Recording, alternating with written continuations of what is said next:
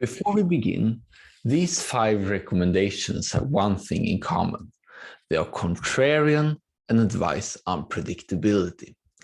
They have fundamentally changed my worldview, which you will see in the upcoming videos and episodes. And spoiler alert, I no longer advocate for goals and vision, and you will find why soon. So these 5 books are 5 golden gems, in other words. We'll start with the first one by Nassim Taleb, The Black Swan, The Impact of the Highly Improbable. And in this classic, Nassim Taleb defines what black swan phenomena are. They are unpredictable events with extreme positive or negative, mostly negative, impacts that can only be explained retrospectively. And the author Taleb gives many examples illustrating the simple fact that we humans cannot predict the future. We simply can't. Taleb heavily criticizes the establishment, mostly within finance and banking, etc., for trying to predict the future and using the bell curve. Probabilities are for extremes, not for mediocre. As a recommendation to all of us out there, we should not predict the future. Just be humble.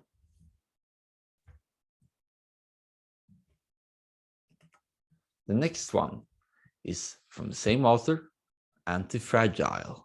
And exactly 2 months ago, I recommended this masterpiece, but I reread it and I became blown away once again. I fundamentally believe that we all should seek anti-fragility. Not happiness or success. Anti-fragility means that whatever happens will always benefit you. And Taleb illustrates various frameworks that gives you anti-fragility. These include tinkering, which is trial and error, the barbell strategy, which I'll cover in detail, and I will link it in the show notes together with all the recommendations that you will hear here. Optionality. And if you have optionality, you do not need intelligence. And via negativa, remove to become better.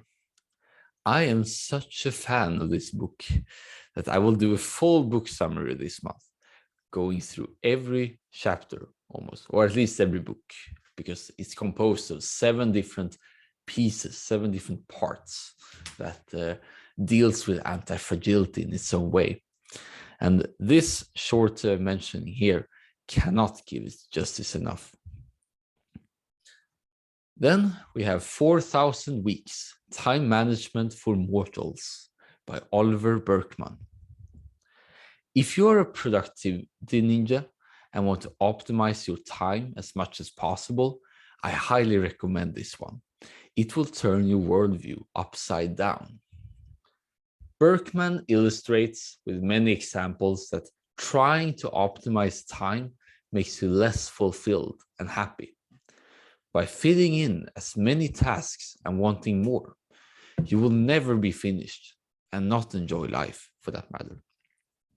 What is life for if it's not for enjoyment?